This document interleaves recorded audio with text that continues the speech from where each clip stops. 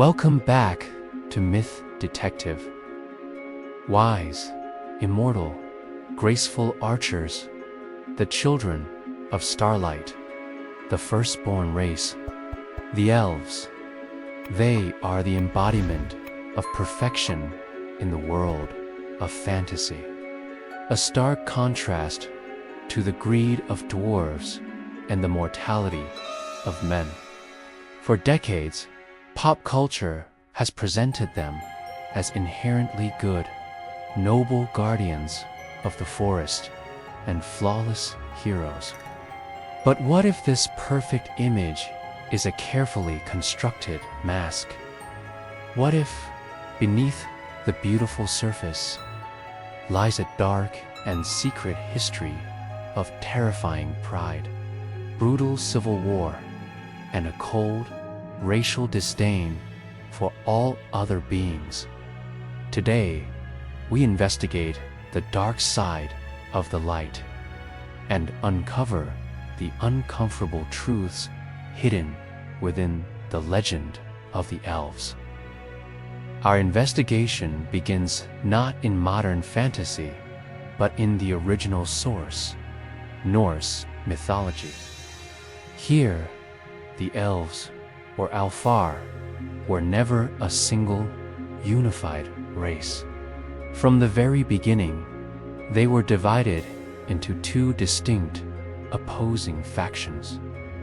First were the Leosalfar, the light elves. They were said to be fairer than the sun to look upon, and they lived in the beautiful realm of Alfheim, a world considered to be one of the heavens. They were beings of light, art, and magic, closely allied with the Gear gods. But there was another, far more mysterious group, the DK, the Dark Elves. They were said to live deep underground in the dark fields of sagas. Describe them as being blacker than pitch. They were master smiths, creators of some of the gods' most powerful treasures. But they were also often conflated with the dwarves, seen as greedy, secretive, and distrustful. This primordial division is crucial. It proves that the concept of the elves was never about a single, purely good race. It was a spectrum, a story of light and its shadow, a duality that has been forgotten by many modern interpretations. The defining trait of the elves, even the good ones, is a profound and often dangerous pride. Their long lives, their grace, and their magical affinity give them a deep-seated superiority complex. In much of high fantasy, they look upon the lesser races, the short-lived and clumsy humans, the greedy and earthbound dwarves, with a mixture of pity and condescension. They see themselves as the true inheritors of the world, and all others as noisy, temporary guests. This isn't just an attitude. It has dire consequences. This arrogance often leads to a crippling inaction. They will watch evil grow in the lands of men, content to remain safe within their hidden borders, refusing to intervene until the darkness is at their own doorstep. Their pursuit of purity makes them unwilling to dirty their hands with the messy problems of the world. They are the ultimate isolationists, whose supposed wisdom often translates to a cold, detached indifference to the suffering of others, a flaw that has led to the fall of many a kingdom that had once called them allies.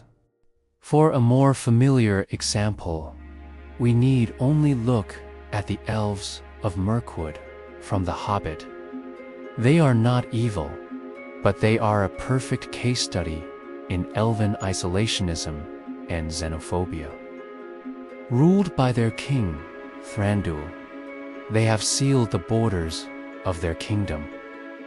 While the world outside faces the growing shadow of Sauron, while orcs roam the lands, and a great dragon sits on a stolen treasure, the Elves of Mirkwood care for little beyond their own borders.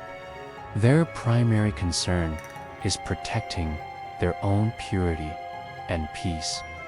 When Thorin and his company of dwarves, desperate and lost, trespass into their realm, the elves' reaction is not one of compassion or aid. They immediately capture them and throw them in their dungeons without a fair trial. Their goodness is a passive, self-interested, and deeply suspicious one. They are not protectors of the world. They are the protectors of themselves, and they view all outsiders, especially their ancient rivals, the dwarves, as potential threats to be imprisoned or driven away. The stories are told. The evidence reveals a truth far more complex than the fairy tales. The elves are not the simple, benevolent heroes of modern fantasy. They are a proud, ancient, and deeply tragic race whose greatest strength, their purity, their skill, their immortality, also the source of their greatest weakness, their arrogance, their isolationism, and their capacity for profound cruelty. Their story is often one of a long, slow decline, a fading from a world they no longer feel a part of, a world they were too proud to fully engage with. Perhaps their greatest tragedy is that in their pursuit of a perfect, untainted existence, they often failed to see that the real beauty of the world lies in its imperfections, its struggles, and its messy, interconnected tapestry of different peoples. Are the elves the noble guardians of the world, or an arrogant, fading race whose pride causes as much suffering as it prevents? Let us know your thoughts. But the darkest secret of the elves is not their indifference, but their capacity for brutal, passionate violence against their own kind. The greatest evidence comes from J.R.R. Tolkien's deep lore in the Silmarillion. The story of the Kinslaying at Alqualandu is a horrifying tale that shatters the peaceful elf stereotype. The elven Prince Fëanor, in his pride and rage after his sacred jewels, the Silmarils, were stolen, led his people, the Noldor, on a quest for vengeance. To cross the sea, they needed ships, but the coastal Teleri elves refused to give them their beautiful, swan-proud ships. Fëanor did not negotiate.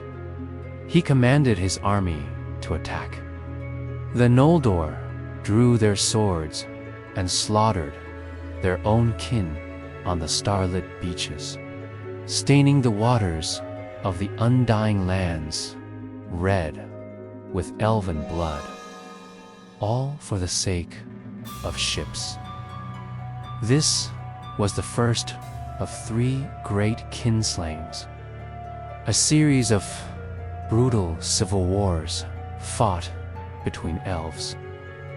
It proves that beneath their graceful exterior lies a capacity for a pride so fierce, and a wrath so terrible it can lead them to commit atrocities that would make even men tremble.